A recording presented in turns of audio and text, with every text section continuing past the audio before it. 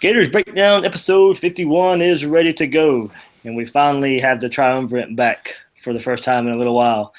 I'm your host, David Waters. You can find me on Twitter at GatorDave_SEC, and my co-host this week, Joey Vizzi, on Twitter at JoeyV_SEC Sports, and Bill Sykes. You can find him on Twitter at RealBSykes. Guys, it's been a while. How you been? Man, I'm feeling saucy and glad to be back, man. I'm sorry I missed the show last week. Oh, good. Oh, man, it's good to be back. It's been a long break. I think I've been out for about, 3 weeks or so, but been so busy. Had a big wedding to go to and took some time off to spend with the family. Wife was out of town, so it was a nice break, but spring practice is in full bloom right now, and we got some big talk coming up, not just with Florida football, but heading to the NCAA tournament next week, heading to the SEC tournament this weekend. So it's going to be a pretty exciting time to be a Florida Gator. That is right. And we'll get these guys' opinion on spring ball before we dive into our topic of if the Florida offense is on its way to a change. But before we start, you can find all your Gators Breakdown episodes on SoundCloud, iTunes, and YouTube. Just search on those sites. Get the links by following us on Twitter at Gators Breakdown, and on Facebook, just search Gators Breakdown. You can also share the show if you like, leave a review, and rate on iTunes if you would do so, please. Let's break down some Gator football. Guys, we did get your opinion on spring practice kind of launching last week. I did a couple shows, gave my thoughts. So before we dive into the topic of the Florida offense changing, I wanted to get your guys' thoughts on what you've seen so far from Gator spring practice. Of course, quarterbacks, for the most part, look okay. That's kind of what spring practice is set up for. But the receivers have also looked pretty good. I guess, the passing game in general, kind of what they're working on. You can tell that with the quarterbacks and receivers. Joey, I'll start with you. What's been your takeaway from last week? The quarterbacks are really spinning it, David. I'm sure you've seen, these downfield throws. They're dropping right down the chimney, and I'm really excited about that. Got to see, some video of the receivers and the running backs, and by all accounts, man, Juwan Sider, he's really taking these running backs to the next level. That's another thing that I'm really looking forward to. I don't know if you heard him, but he said he wants to make Jordan Scarlett 1,000-yard back. And we know that Jordan Scarlett is capable of being 1,000-yard back. So, we talked when we talked to Mr. Barrett-Sallee a couple weeks ago, Juwan Sider's not just a good recruiter, folks. He's a great coach. So, I'm really excited to see what these running backs are going to do, just this offense in general. We've been talking a lot about the Florida defense the last, 5 years of Florida football, 6 years, but it's time for the offense to do its thing now. This is year 3 for Coach Mack, and spring practice is set up for the offense to succeed. So hopefully it succeeds, and it's looking like it's on the up and up. What about you, Bill? Well, I love spring, and spring the spring games are awfully fun. But my 2 essential truths or my golden rules about college football are: number 1, don't trust what you see in a spring football game, and number 2, which is actually rule number 1, is don't tweet recruits. So you got to take it with a grain of salt, because I can guarantee you when we hit spring, you're going to have a game that's engineered to show an improved passing game. McElwain, being a good coach that he is going to be very careful with the psyche of not only the team, but his 2 young quarterbacks. He's not going to put them in a position to where they look awful. I guarantee you, if we have that happen, we have a major problem. Because I think spring football, in the outside component, it's about sending the message it's all as well. There's a recruiting component to it. But on the inside, if college football is a science, spring football is the laboratory. So what's going on in there right now is not necessarily your best 11 on offense or your best 11 on defense. McElwain is busy plugging and playing Duke Dawson at every position in the secondary, Chauncey Gardner at every position in the secondary. He's going to see what Kadarius Toney can do. He's sent some messages, even in the media, to some of his offensive linemen to step it up. So there's all kinds of plugging and playing going on there. And as a nerd, that's the part that I like, is I like seeing these combinations that are kind of emerging to see what pieces he's shuffling and to where. And I think that there's some unique combinations going on with that right now. agree. There's time to tinker. So and like we said, and we've all three said it before, and even as recent as going back as a couple weeks ago, 3 weeks ago, this is going to be set up. We all remember Luke Del Rio and his great spring game last year, and how we hoped that was going to be the case in the fall, and it wasn't. So, that's just going to be the way it is. We won't really know anything until they kick off against Michigan in Dallas. But guys, I mean, what can we take away before we go on to the next topic? I mean, what can we take away from what we see? Well, we can definitely take away, a quarterback's ability to throw the ball and get it to his receivers. I mean, that, you can't manufacture that. The football is still coming out of their hands, and the receiver is still running routes. Obviously, the play calling is going to be very vanilla. It's going to be very simple. First read, second read. There's going to be no third and fourth reads, especially 7-on-7. But, there is real live action and real live passing. So, it's good to see these quarterbacks actually, see their timing routes, because that's what the coaches are looking for. They want to see how Felipe Franks throws the out route. They want to see how Kyle Trask throws the dig. These are quarterbacks right now that Florida's basically, Florida fans are putting all their eggs in these kids' baskets right now, whether it's fair or not. It's a group of desperate people right now. And, desperate times call for desperate measures. And, and that's where Florida football is right now. Florida's just looking for a glimmer of hope at that quarterback position. And if number 13 and number 11 can provide, some sort of glimmer of hope at the quarterback position, David and Bill, Florida fans are going to eat it up this spring. And, that's what Florida fans are going to be looking for, not only in spring practice with the highlight videos and, reports from beat writers and stuff like that, but in 2 weeks or 3 weeks when the spring game is on that Friday night, Florida fans are going to be watching the quarterback position. They don't care what the defense looks like. They don't care what the receivers are. They want to know what they have under center. And that's something that, McElwain's going to kind of showcase. He wants Florida fans to be excited. Bill, you said that, it's a laboratory, but McElwain also is trying to give fans hope. And I think that's what he wants to provide on that Friday night spring game. Yeah, you're right, man. Listen, and I should have said that. I don't mean to minimize the fact that for the first time in a while, there's some arms in camp that look like they can throw the football competitively. Now, there's a lot more to it than that to determine whether it's going to be successful on the field and translate. But let's be honest here. Routes on air were not always a guarantee for Florida. The last 2 years, it's been a sticky situation with no defense in front of you. And it looks like that might be changing. We've heard some pretty good things about Franks improving his mechanics. We've heard that Trask might still be the best pure passer, actual thrower of the football on the team. Maybe not much beyond those two at this point, but that's two arms that are going to go at it and compete in camp. And so, yes, there are positives. And, hey, like I said, this is about presenting something to the outside, and that matters. That's part of building your program. It impacts booster money. It impacts recruiting, impacts the fans that hit the seats. They're making the noise on 3rd and 1, at a big home game. So this does matter, and it's part of, giving this young team confidence in both a private and a public setting. All right, guys, before we move on to the topic of the show, anything else before spring you want to throw out there? I just want to say that it's really good to see, a few players, switching around positions, that's to places where they probably will fit better. Obviously, we expected Martez Ivy to move to left tackle. That was pretty obvious. But it's also, good to see guys like Khalif Jackson moving to tight end. That'll be exciting because tight end's a position where Florida could use all the depth that they can get. And, Khalif Jackson is a big target. I think he's 6'4", 6'5", put on some weight, and it'll be good to see him move around. It's good that, Duke Dawson's going to be the lockdown corner in the secondary. It was announced he's QB1, or CB1, excuse me. He's CB1 for the secondary. So, I like that there's, some position situations resolving themselves. I kind of thought it was a little funny that McElwain and the staff threw a little bit of shade on Cam Dillard. He said TJ McCoy, solidified the center position for Florida last year. It kind of made me think like, okay, well, why wasn't this guy starting in, game one?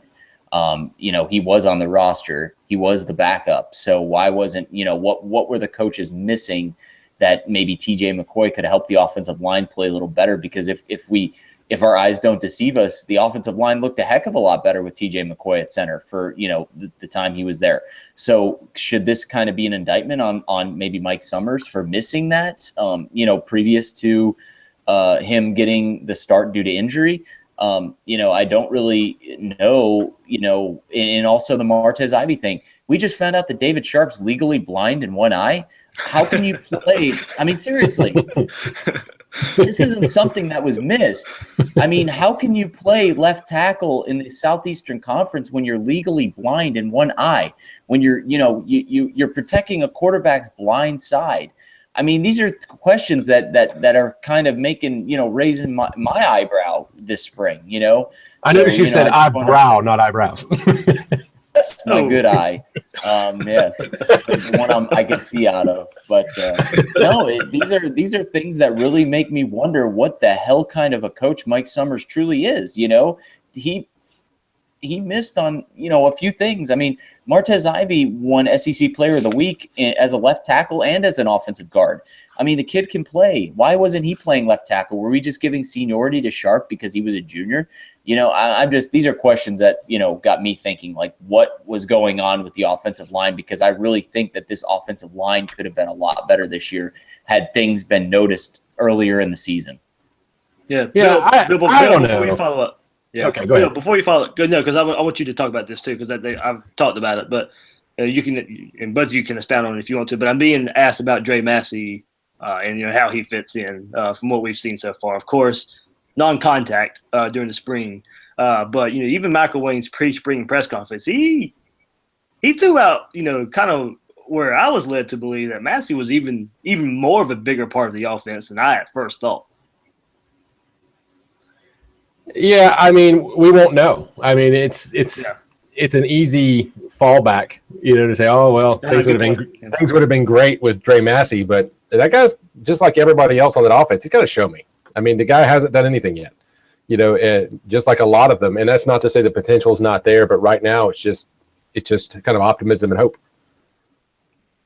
Gotcha. Was there anything else you wanted to add, Bill, before? Yeah, I kind of, the one thing I would disagree with on the offensive line situation, and I'm actually going to defend Summers a little bit here, and I kind of have all along, because I think that Summers was not terrible. I think maybe he just plateaued with what he could do with these guys. I mean, I think that Sharp was probably still one of the best five he had to put out there easily. Sure, Ivy might have much more potential at left tackle, and I think that the being blind in his right eye certainly hurts, watching the ball out of the corner of your eye for a snap if you're in a loud situation or whatever. But I mean, it's not like he's playing right tackle. I mean, these are guys that are, typically coming around this left side to the edge. And yes, I know that can be a problem if they're twisting and stunning. Sure. I think it might sound a little worse than it is. And I think the guy still played pretty good football. It's not like he was a complete matador. So I'm not ready to, throw too much on Summers for that. But it's interesting that you bring up McCoy. And man, there's a lot of things I want to talk about this offensive line as we maybe move into next week. But McCoy, what more personifies the change and the shift from Summers to Tim Davis than going from Cam Dillard to McCoy? Think about what McCoy has in common with Davis. They're both undersized centers, kind of underdog type players, blue collar guys, fire off the ball, a smash mouth lineman. Davis wants his guys to fire off the ball and plow defenders, whereas Summers was the tactician and the technician who was about hand placement, like Thomas Goldcamp told us, being in the right position. Well, I think maybe the things that Summers values is what he saw in Dillard and the senior leader or the upperclassman leadership, and maybe he just trusted the guy more. I mean, center is kind of a point guard of the line making the calls. Maybe he just didn't want to make that leap to the young guy that was short and undersized. Who played better, and the offensive line got better with him at center, though. No question. No question. And I'm not defending that. And you have a good point. I mean, ultimately, the results proved prove that out. But I'm just saying you can kind of understand why he did it, even if it was the wrong call. All right. So now on to the topic of the show.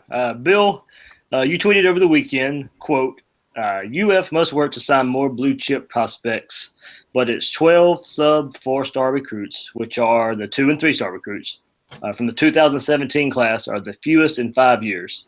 Then a mutual Twitter follower of ours, Fourth and Jort, great name, by the way, responded, things won't get better until UF does a better job of recruiting one position. And he went on to also say that his current beef with this coaching staff is it still seems there is no clear strategy for quarterback recruiting. And that started a firestorm of an all-day conversation we had on Saturday, which helped me, by the way, because I was at the vet with my dog. So it helped some pass the time there. So, but Bill, you didn't responded. That is a bit concerning that Mac is suddenly pulling a 180 and only recruiting mobile guys now. I jumped in. That's kind of where I saw the conversation and threw in that, Mac and Nuss are targeting the guys that they're targeting are still pass first guys, but also have the ability to run. So Bill, you got that conversation going. So of course that I'll start with you and I'll ask you, is the Florida offense going to change in the coming years with the way it looks like quarterback recruiting is going? And, for here, we're talking about Justin Fields, Joe Milton, Emory Jones, Dorian Thompson-Robinson, and what they bring to the table. But first and foremost, they are guys that can wing it, but have the legs to get it done on the ground as well. So are we seeing a shift here in offensive scheme, offensive philosophy, or these are just quarterbacks that can fit the current system and help it take off? I think the short answer is yes, to a point, things might change, but not wholesale changes. We're not talking about a shift from a pro-style traditional offense to a spread option. We're not talking about a guy that's going to run, a read option 30 times a game. Not going to be, Navy all of a sudden. Okay. But I think what we're looking at here is Jim McElwain is targeting quarterbacks, at least to a point. Some of them have the ability to be a threat with their legs. I think that is an added weapon, just like any tool that any player has that another player doesn't. It's a competitive advantage, and we keep talking about that, using that term. Obviously, he's trying to find that, and if his quarterback has that, that's a few plays a game, even if they're not a player that's going to break an 80-yard run. If they have elusiveness and if they can penalize a defense for not spying them, on a 3rd and long, that's going to be a few plays a game that make a difference. It could win them a game or two, and so why not do that? That's where the game is kind of heading in college football. We see that in Deshaun Watson. We've seen it over the last several years. It's trended that way, so why not? You want to jump in on that, Joey? Yeah, like we were kind of briefly discussing before the show started, this isn't a change of offensive philosophy. It's not a change of scheme. Doug Nussmeier is an old school guy. McElwain's an old school guy. They're stuck in their ways. They're not changing. Okay. That's just, it's not some 35-year-old kid that McElwain brought in. I mean, it's the same staff, same scheme. But like Bill said, that's just the way that college football players are going to be, going forward. High school football players now, the most athletic kid on the team is usually the quarterback now, and that's just how it is. And that's how it is at every high school now, not just in the inner city or this, suburban high schools or country high schools. It's that way all the way around. The kid that can throw the longest and run the fastest plays the ball's in his hands every single play. And that's just how it's trending now. So, everybody's going to have to start recruiting dual threat quarterbacks. And I think that moniker is going to go away. I think a quarterback's just going to be a quarterback as far as recruiting goes, because you're going to literally see in the ESPN 300, you're going to see 16 dual threats and 2 pocket passers. I mean, that's just how it's going to be. So, you're going to need to, I guess, just erase the label, I guess, of the pocket passer and the dual threat and just have, quarterbacks. Because you're no longer going to see pocket passers. I think it's a dying breed. I think kids are starting to play now and get more training at a younger age. Kids are going to quarterback camps in middle school now. I just saw, Nike had a camp for 7th and 8th graders in Orlando a couple weeks ago. And these kids are going to be quarterbacks in 7th and 8th grade. And these kids are training with, ex-college players and QB coaches. And, these kids are 12, 13 years old. This is the training that kids are getting. It's more accessible now. Bill, I'm sure you're old enough to remember that quarterback training used to be an elite thing. Kids with money, their parents used to pay for quarterback training for their kids at a young age. A lot of the kids that didn't grow up wealthy weren't getting quarterback coaches at 14, 15 years old. They were getting quarterback coaches from their high school, not private coaches. Nowadays, private coaching is more affordable and more accessible than ever. A lot of times, to be honest, Bill, if a guy recognizes that a kid's going to be a pretty spectacular recruit, he'll offer his services for free to that young child. That's just how it is nowadays. So kids are coming in a lot more talented as far as athletically. That's why kids are starting to get ready to play now as a freshman. Bill, I'm sure you can remember too. It was unheard of for freshmen to play as true freshmen. Most freshmen came in and they redshirted it. They sat on the bench. Now freshmen are winning the Heisman Trophy on a regular basis. I mean, that's how it is now. Kids are ready to play college football at 16 and 17 years old now. And that's just the way that we're going. So I know the scheme is not changing. McElwain's not changing to a spread offense. That's just recruiting a dual threat quarterback is just another way of saying I'm recruiting a good quarterback. All right, first of all, I'm not that old. I wasn't watching football in the 70s, okay? I wasn't watching Bear Bryant stockpile talent. I'm in my 30s. Hey, me too, man. Yeah. No, listen, there is definitely an element of truth to what you're saying. But I do want to kind of back up from my initial point here because I want to add a caveat to this. Well, I don't think there's going to be wholesale changes to the offense. I have been looking over the numbers here, and there's a lot to this and some interesting things. First of all, I think it depends on which quarterback McElwain lands. Because if he lands a Justin Fields, and I don't want to call Justin Fields Cam Newton, but he's that big body passer that can hurt you with his legs. He can do both. Well, then it's going to be kind of like what we're talking about here. But if he lands a guy like Dorian Thompson-Robinson, okay, that guy is more legs than arm. Of course, if Trevor Lawrence comes in, he's a guy that's nimble in the pocket. He squirms around back there, but he's not going to hurt you. So, of course, there's some different levels to that, But I'm finding this odd. I mean, every guy that he's offered, with the exception of Lawrence, I mean, even Artur Sitkowski, who they kind of backed away from, that guy runs some read option. Every other guy here running the football is a part of their game. So as much as I don't think we're going to see big changes, I do see a little bit of a shift this year in the recruiting.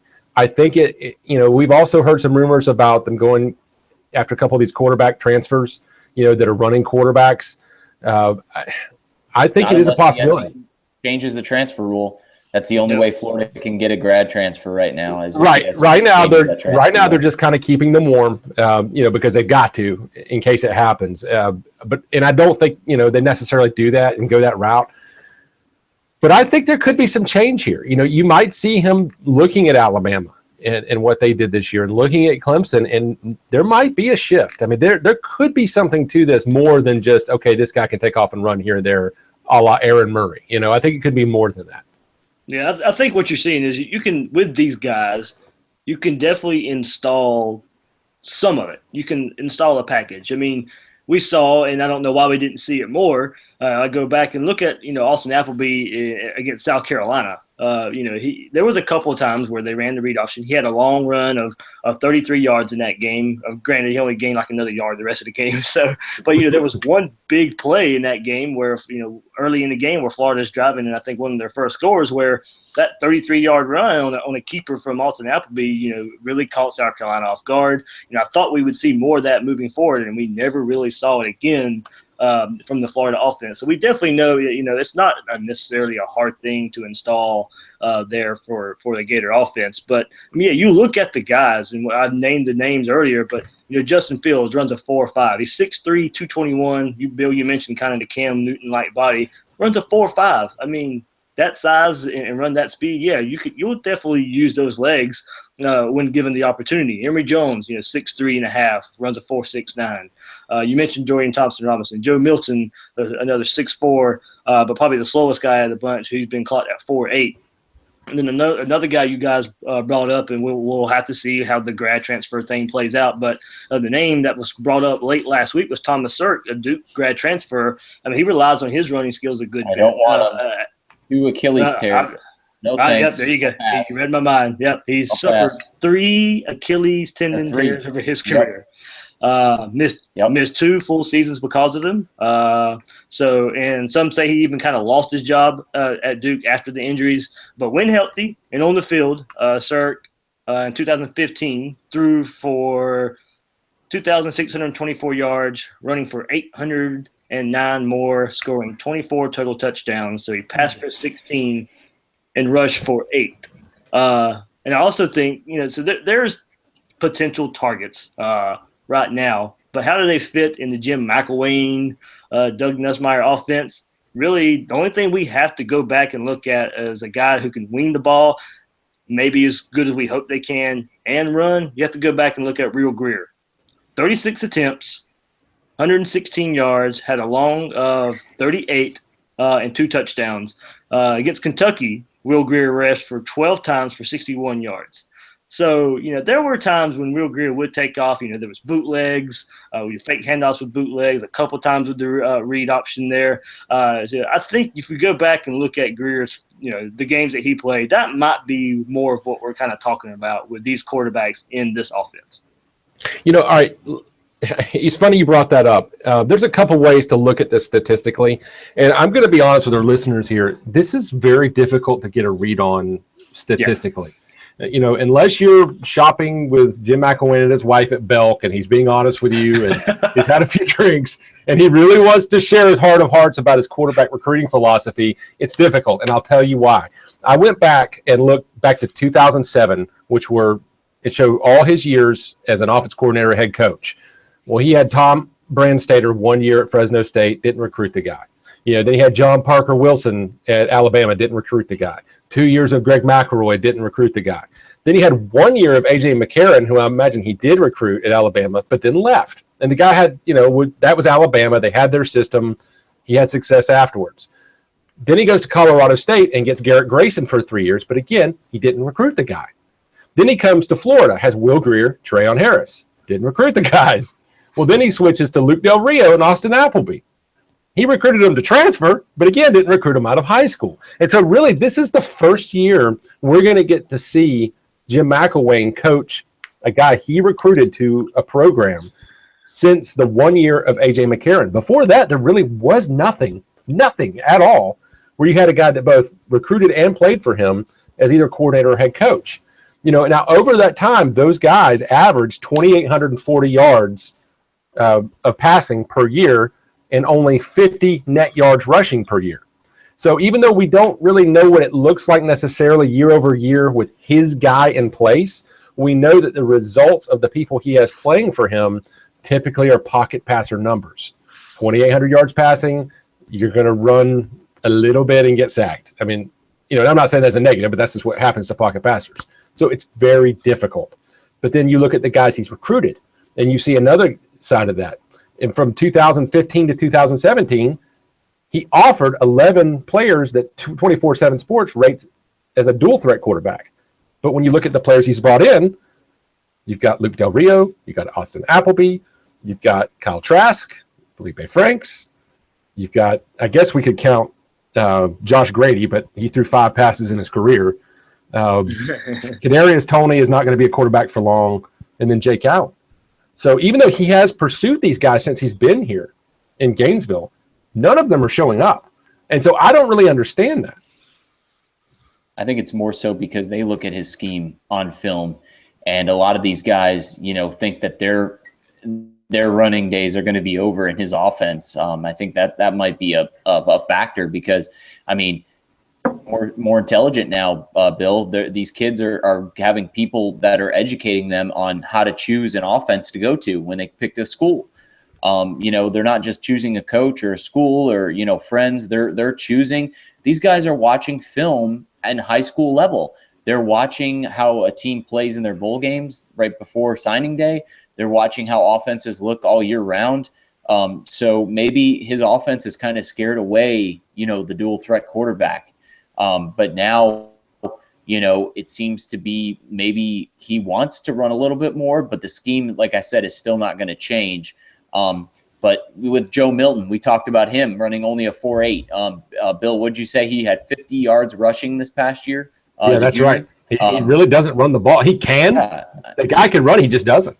Yeah. And I told you as well, his best highlights are passes in the pocket. So if you want to rate him a dual threat quarterback, you can. But to be honest, I think he's a pass first guy. And that's a guy that's going to be stand in the pocket, stand tall. He's 6'4.5", and he reminds me, dare I say, a young Vince Young. If you watch his film, Vince Young was never really a run first guy. Vince Young was a great passer that could run. And I mean, if you watch Vince Young's tape at Texas, Vince Young was a pocket passer, but he would get out on the edge and run. He was a big guy. He was 6'4.5". And, if Joe Milton comes into the University of Florida and he only runs 20% of the plays that he drops back in, I mean, would you consider him even a dual threat quarterback, Bill? I don't. I don't even consider him a Vince Young because I don't think he could come in and be a one read type guy. I don't think he's as dynamic with his feet as Vince Young. I just think he's a little different than him. I think Joe Milton is a pure pocket passer. Now, he's extremely agile in the pocket. He's a guy that if he is properly coached can really sting defenses, when people overrush him on the edge. But I don't think he's a guy that is going to run a Texas 2005 offense. I think is he going to shoot up the boards? Is he going to shoot up the boards this fall? You think he'll be close to the top? Maybe some more. Yeah. Let's see how that. Do you think he'll be a top 5 quarterback in the country by signing day? I think his release is good enough if he can put it together, but I don't think top 5. I don't see that high. I think he will rise a little. The way we're looking at it, I still say Fields, Jones, Thompson-Robinson probably still stay. Lawrence and Sikowski may be a riser. I mean, the guys at IMG with talent all around him, he's supposedly looking pretty good at camps. I don't know. I think Miami. I cannot believe he's heading to Miami. That was a big upset. I thought Florida State actually was the favorite, to be honest. I really did. Well, Max stopped recruiting him. Florida backed away, and you were talking about. Was there a problem getting both or two types? Listen, I don't want to be too critical of McElwain, at least on here. And I'm just looking at this. Joey mentioned, I don't think the dual threat guys want to come because of Mac's offense. Well, then we might have a little bit of a gamble going on here because I'm looking at this right now.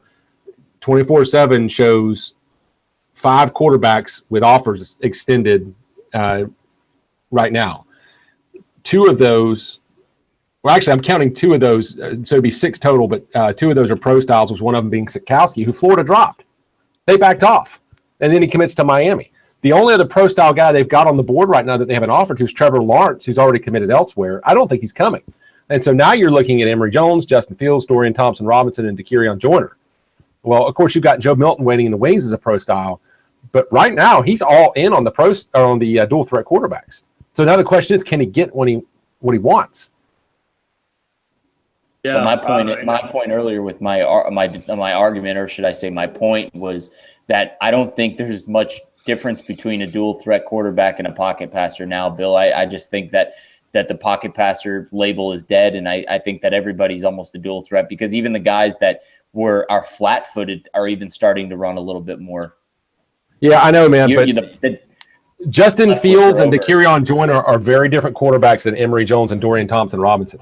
I think it was Robinson played a lot of wide receiver. Yeah, some are burners, like Michael Vick. Michael Vick was a burner. That's why he was such a rare commodity in his day, because the guy's straight line speed was faster than anybody on the field. And then you got guys that are side-to-side guys, guys that can move laterally. Like Deshaun Watson's not really a burner, but Deshaun Watson's quick side-to-side. Deshaun Watson can move in the pocket and make people miss.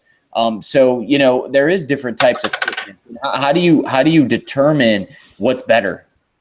Well, it's not about what's better to me. It's who's getting the reps in the passing game and who's coming in as a seasoned quarterback that's had good work there and who has a good release and who has good mechanics and who has natural throwing ability. And I think some of these guys have more than others, Go ahead. Good. No, go ahead. Finish, Bill. Go ahead. I thought you were. Well, I think there still is a distinctive difference. And sure, there are very few of your Trevor Lawrences out there, guys that look like they're just going to be classic gunslingers in the pocket. But there's still a big difference in a one-read, option type quarterback and a guy that's Joe Milton. He's fast, but he's a quarterback in the traditional sense. And I'm not sure that Dorian Thompson-Robinson or Emory Jones are those guys. And if they come in, if either one of those comes in as your quarterback, and I'm not saying they will, yes, you're going to have a radically different offense because I don't think they can run McElwain's offense. Well, here you go. That's where I was going. So you ended perfectly because that's where I was going. And I brought this up when we had Thomas on. But can you see something happening? Like, did we really see Bobby Petrino bringing in a Lamar Jackson and having the same type of success that, he traditionally had with, drop back 3-step, 5-step, 7-step guys, but now brings in a completely different quarterback and still has a lot of success with it? Is Lamar Jackson that talented? Is it part of Petrino's style that he changed? Did he change it for Jackson? Or is there still a lot of the same type of offense that Bobby Petrino is known for? Lamar Jackson was so successful this year, David, because Lamar Jackson, you had to account for him in two different phases of the game. Lamar Jackson could throw the ball a mile, but Lamar Jackson could also, make about 6 guys miss in one play. Defenses really didn't know how to play Lamar Jackson, especially in the first half of the season. That's why Lamar Jackson in September was probably the best quarterback in college football history in 1 month. I mean, if you look at his numbers in September, we can't even recall a quarterback having the amount of touchdowns and yardage in 1 month in the first month of the season. People just weren't ready for him, David. And, he was just such a two different phases of the game. If you want to put 8 guys in the box, he'll burn you with his arm deep. And Louisville had the receivers to get the ball down the field too. And Bobby Petrino, we all know him, he's not a good guy, but he's a great offensive mind. And he used Lamar Jackson's ability to basically, as a weapon in 2 different phases of the game to his advantage. But then we saw towards the end of the season, David, defenses started to get some tape on him and they started to figure him out. Look what Kentucky did to Lamar Jackson.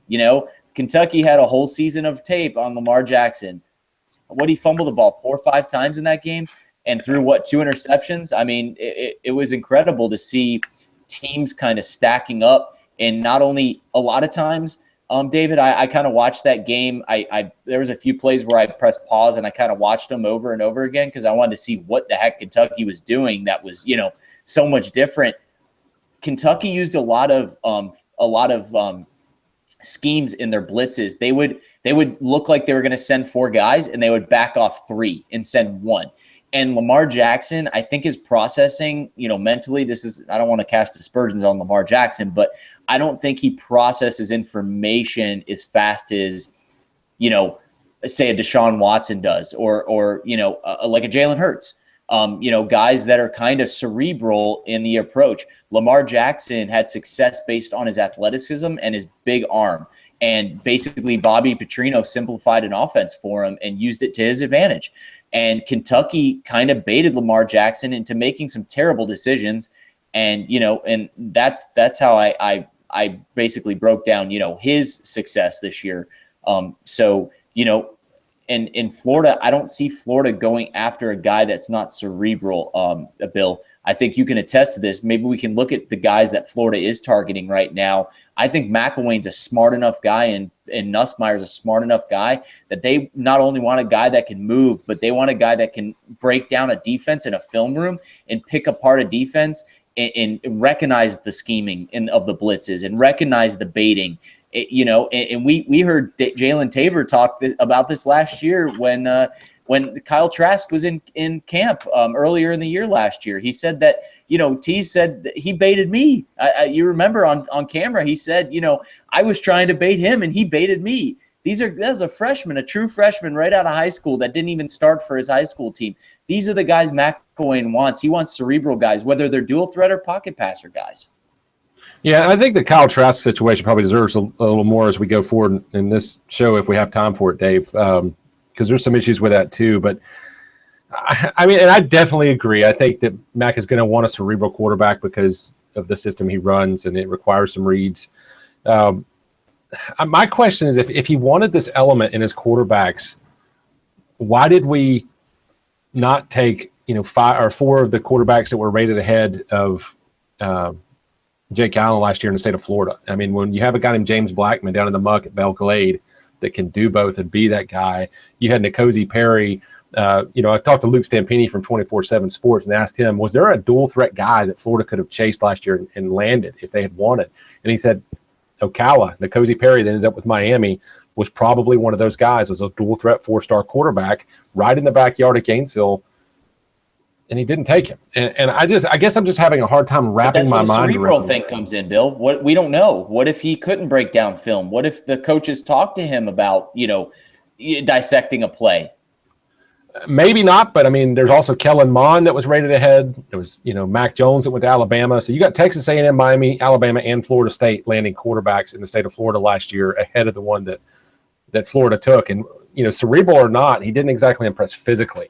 And I don't mean to, throw shade on Allen. And sure, he could end up an all-time great. But the results don't quite match what we're seeing on the recruiting trail this year as far as what the priorities are, and what he has been able to bring in really don't even match his own offers. When you have such a diverse offer list in all of his 3 or 4 classes that he's been here, but you're ending up with the same type of guy over and over, it almost looks like he's not able to bring in the guys that he wants. You can build a body, Bill. You can build a body with nutrition. You can't build a brain, if it's already limited to what it can, learn in a capacity. So that's where I would argue your point about Jake Allen maybe not having the body, type. And, I'm not the biggest Jake Allen fan. David can attest this. We've talked about him over the season before you stepped on the show. But, you can build a body. Antonius Clayton just put on about 40 pounds in the last 3 months. I don't know if you've seen a recent picture of him, but he's going to have a monster year this year. So the body thing I think you can build, but the cerebral part, what I was just talking about, that's what makes me kind of think maybe McElwain asks these guys certain questions. Maybe in a recruiting process, maybe he has questions that'll kind of tell the tale of whether a guy can process information at the speed he requires him to. Well, unless he's going to share Will Greer's medicine cabinet, I don't think he's going to take a half a second off his 40 time. I mean, Jake Allen, bless his heart, is not going to be a dual threat quarterback at the University of Florida, and I think he's not going to be able to start at Florida ever either. Yeah, and I don't think he's going to be able to build the arm strength that it takes. I mean, sure, weight gain and tweaking up your 40 time and things like that can happen, but I don't see the results here, and that's kind of goes back to what I was saying earlier. I'm a little perplexed at what is McElwain trying to do here, and is it a matter of he can't convince the dual threat guys to come? But it looks like he's placing a priority on it this year. And when I say dual threat, again, elusive quarterbacks is what we mean, and there's varying degrees of that. There everything from a Joe Milton, who is a gunslinger pocket quarterback that just so happens to be able to make people miss, all the way over to a Dorian Thompson-Robinson that almost looks like a receiver playing quarterback. So we'll see. Well, I think really the 2 quarterbacks that are going at spring, Franks and Trask. Franks, for the most part, of course, really the only one that has stats to even look at. But his stats, if you go back and look at his high school stats, 67 carries. This is for his entire career. 67 carries, 735 yards. About 11 yards per carry. He had a long of 55 and 8 rushing touchdowns. So, I mean, if you just look at those numbers, and you can even go back and look at Frank's film, and I know, Bill, that was pointed out that in the Twitter conversation that we had there, and you go back and look. I mean, yeah, Frank's as well can take it down and run when he needs to. He can get elusive in the pocket. So maybe Frank's what we see from him in spring and maybe hopefully this fall is maybe that's a step in the direction of what we're seeing. Yeah, David. Oops, sorry. Go ahead, Bill. No, you go ahead, Joey. Sorry. About Franks. I was just saying that by all accounts, David, Franks has really accelerated not just on the football field but off the football field in the film room. And apparently now, he's read on a regular basis. I mean, in the film room, he's breaking down film, and he's doing the things that he needs to do to be the starting quarterback at the University of Florida. So I'm excited. Yeah, I am too. And again, you can't trust too much of Spring, but it would be very concerning if McElwain was standing at the podium and say, if I could just get him to focus a little more on football, we'd be all right. And, we're not hearing that. By all accounts, Franks is the guy who's taking command of the offense and taking command of his roster and of his job and is showing his players that he wants to be the man for the job. The other side of that is while Trask is being said to be the best pure passer on the team, we're not really hearing those things. And I don't think it's an assault on his character, even an assault on his personality, but he just doesn't seem to be stepping into that role as a quarterback and not just a passer. Wouldn't you agree there, Joey? Absolutely. We know, Bill, that quarterback, it being a passer of the football, is only a part of the position. You have to be able to be the guy that your guys want to follow you into a huddle and want to, smash their heads against somebody's head for, 60 minutes. This is something that quarterbacks have to be able to do. We've heard many a times that quarterbacks have had all the talent in the world, but they weren't leaders, and guys didn't want to play for them. And so, being a pure passer, being a great passer, only takes you so far when you really don't have the leadership skills. And I love the fact that Franks has the leadership skills, because even if he's only 75% of the passer that Trask is, I think with him being the team kind of rallying around him and him having the vocal, the vocal leadership and the support of his team, I think that puts him over the top, Bill. Yeah, it probably has to this point. And I think we should all obviously throw out this caveat that, hey, there's a long way to go here and a lot can change. And again, this is spring, coach speak. We really don't know quite yet how this is going to shake out, and there's a lot of possibilities here. I think one possibility is that McElwain is sensitive to the fact that Trask is essentially an unseasoned football player, and he might really slow his development intentionally. He might, if all things equal, go with a guy who's had more reps and work Trask in slowly. This could be a 4-year development for Trask for all we know. But then by the end of that 4 years, you could see an NFL quarterback there. It just may not be a guy that has 3 full starter seasons at the University of Florida. I mean, if you go back and look, before we go back, if we're talking about Trask here, and I think if you go back and look, this was part of the knock I think we could put on him for not being able to play a lot in high school. Some of the leadership things you can learn when you're on the field, but he wasn't on the field a lot. He sat on the bench. So, a lot of those rallying points and a lot of those, getting your guys ready to follow you in a huddle, he didn't get a lot of opportunities to do that. Yeah, overcoming adversity is a huge part of football, and it's just something that he hasn't had to do yet. And so it, again, kind of going back like we said a few weeks ago, do we really want Michigan to be his first test? I don't know that we do. according to Barrett Sallee, who we had in the show a couple weeks ago, he thinks that there's a chance that Luke Del Rio is the guy that trots out against Michigan just because of the experience. So I'm going to ask you, Bill, since you weren't on the show with us that night, what is the percentage that you give each of the 3 quarterbacks that Florida's going to have healthy into fall camp? What's the percentage that you give each one to start against Michigan at this current time? Oh, first of all, as far as Luke Del Rio coming, I agree with Salih. And I actually said that about a month ago on the show right after I started here. I told the listeners that, yeah, this is a possibility you need to prepare for. And I'll tell you another possibility when we go back to coach speak and spring illusions and all this stuff. It could be very convenient that Luke Del Rio has an injury as a veteran, as a guy that, Mac knows what he's got with this guy and wants to focus in his laboratory on his 2 youngsters. There's a possibility that he's saying, hey, you know what? Yes, you're hurt. And maybe it is a serious injury. Who knows? But maybe he's kind of keeping him warm over to the side just to see what these guys can do, see if they can take command. But don't be shocked if Del Rio roars back to the front of the pack and fall. With that said, to answer your question, against Michigan, if we're not talking about injuries, if they're all healthy, I think you've got probably a 20% chance that Trask starts, and I would go as high as 40% for the other 2. I think it's a toss-up between Del Rio and Franks, and I think really that depends on Franks.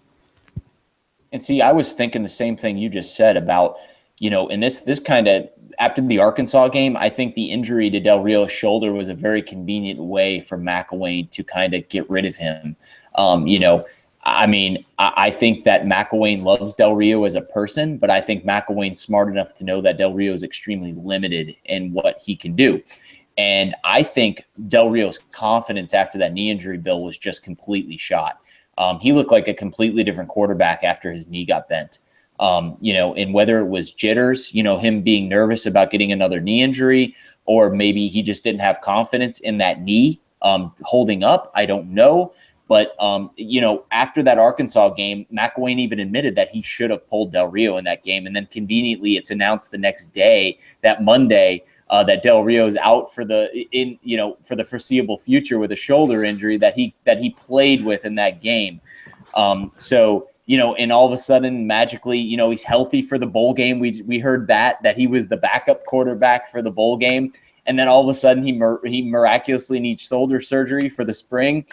So it is kind of all over the place, but I'm kind of with you, Bill. I think that McElwain's maybe telling Del Rio to step to the side so he can see what he's got in Franks and Trask, because I think if one of them stands out, Bill, over this next month, I honestly think that that's your starter against Michigan. I think if either guy kind of falters, maybe, I think McElwain has second thoughts and he goes into fall camp maybe with an open competition again, with Del Rio included. But I really think that, these coaches are seeing more than we are, during spring practice. So I think if Frank shines or Trask shines as far as the huddle, throwing the football, running the offense, all of the above, breaking down the film, I think that one of those guys will start against Michigan. But if both guys stink up the joint in the spring game, kind of look mediocre or a little above average at best in spring practice, I think Del Rio is right back in the mix. Yeah, like I said, I think it depends on Franks and Trask. It's not so much about Del Rio. And that's, and if we see Del Rio out there, yes, I think it's fair to say, hey, that's a bad sign for this football program. Absolutely. But it's not necessarily so much to do with Del Rio as it is that we say, okay, wait a minute. Now Jim McElwain's got guys that he's recruited into his system. He's given a redshirt year. They're his guys, and they're unable to seize the job earlier in their careers over a third school journeyman transfer. And that's a problem. He's in trouble if Del Rio is the starter against Michigan. I'm sorry. If Luke Del Rio is the starter against Michigan because no one could seize the job, I really think McElwain's going to end up on the hot seat at the end of the year. And I think Florida's staring at an 8-4, 7-5 season if Luke Del Rio is your starter next year. Yeah, I do too. Yeah, and here's the thing I think about that. If you look at those two guys, they're redshirt freshmen. They're not the freshmen. And this is what I'm going to compare it to. Last year, when Georgia goes against a neutral site territory, granted, it was in Atlanta, so they had probably 80-20 over North Carolina fan-wise. But Georgia lined up against North Carolina. Grayson Lambert started the game, but in come true freshman Jacob Eason, and we know the rest is history. McElwain doesn't have that luxury. He's not a first-year head coach. And, Jacob Eason, for everything that we know with Felipe Franks, the comparison because they were in the same class, he didn't get the reps as a freshman. He is a redshirt freshman. And I guess you could compare Grayson Lambert and Luke Del Rio a little bit if you want, but those two scenarios there, that can be kind of what we're looking at if McElwain goes with Luke Del Rio. To me, that's the kind of similar situation you can go back and look at. Yeah, and I think there's two ways to look at this too. And I don't know. I'm so like – there's the thoughts of Del Rio trotting out against Michigan have just overcome me at the moment. But, sorry, Bill. Sorry. What have you done to me? Yeah. But, then again, if Trask wins the job, if behind closed doors, Trask just lights it up this spring and he's the guy, I guess you could make the case against Michigan that McElwain starts to rotate him in. But I just don't know if you had that luxury. It's go time. It's year 3. Yeah. Yeah, this is it. It's boom or bust here, Bill. And I think the home schedule favors Florida heavily this year. Florida gets every tough game at home this year. There's no excuses for Florida this year. I think McElwain has to win 9 to 10 games again this year. And I think he's got to do it with his guy that he recruited, Bill. You were talking about, he's had one quarterback start for him that he recruited. I think this has to be the year for McElwain, or else he might be looking for a new home after the 2018 season if Luke Del Rio's your starter this year. I'm sorry. Yeah, because if you have Del Rio out there, or even if you have a Malik Zaire or somebody, Cirque or whoever it is, if that rule gets waived and they have another guy, then you're looking back over McElwain's career and you're looking at that 2011 season being the only time he's recruited a quarterback to start for him. Like ever. Yeah. That's ominous. So unacceptable. Right. That just can't happen. No. All right, guys, I think that's going to wrap it up. Anything else before we call this one a night?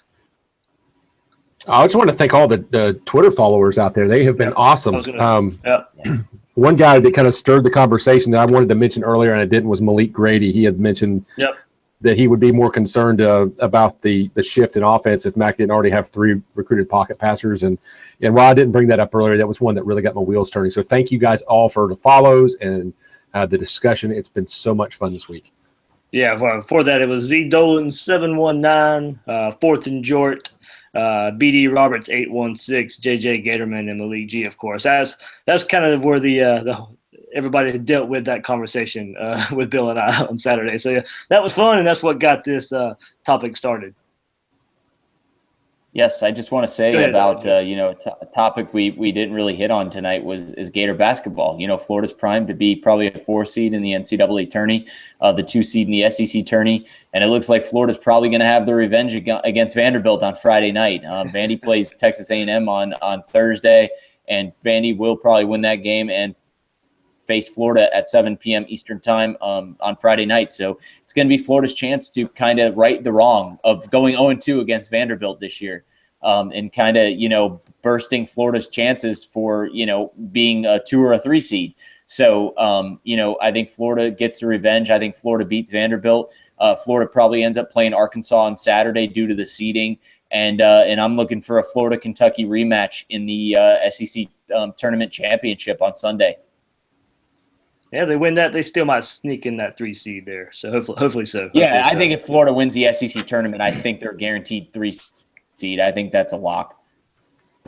All right. If you want more basketball talk, definitely follow Joey. Joey is much more interactive with basketball on Twitter than Bill and I. So I had to get that plug in. It's March Madness. Oh yeah, for sure. We'll definitely got to hit that up some more. So.